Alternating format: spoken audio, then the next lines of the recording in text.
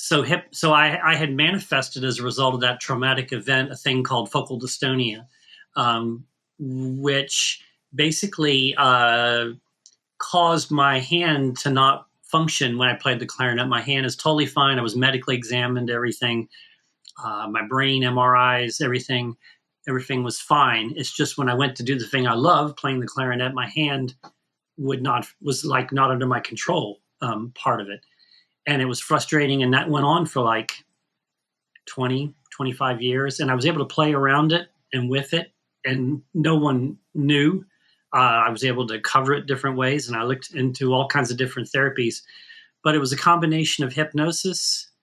Hypnosis was kind of the beginning of the cracking of the nut of that and letting me be able to separate the parts out in a way. Like, okay, so my self-esteem, the big one was my self-esteem is not dependent and connected to how I'm playing music today or in this moment.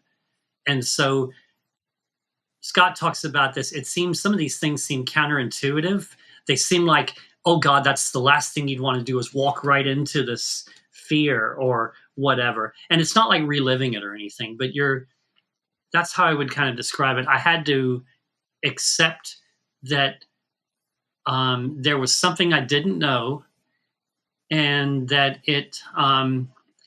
knowing what I didn't know and being kind with myself that I didn't know it, because I was a very intellectual, heady kid. I was the smart kid. You all hated me because I killed your curve in class.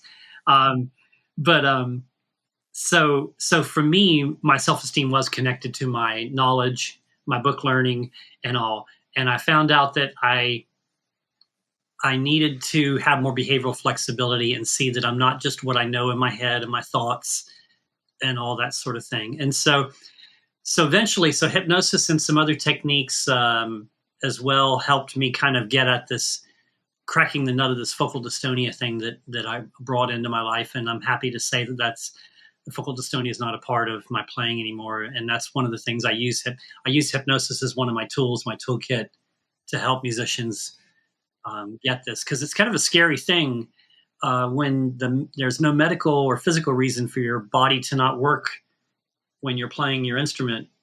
You can do everything else usually fine, but when you go to sit down at your instrument, the piano or whatever, and you're giving the signals to move this finger and some other finger moves or whatever, it's a scary thing. Yeah, it's subconsciously your mind is trying to protect you from failing or being abandoned, or because your self-esteem was so caught up in it.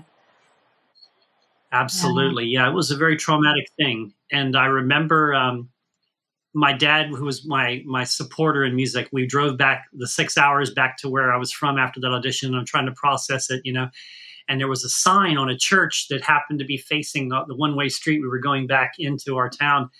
And the sign said, "Tragedy can either make you bitter or better." And I totally got, whoa, boom, that's for me. That was meant for me to see that day. And so part of turning tragedy from bitter into better and getting the life lessons from it was hypnosis.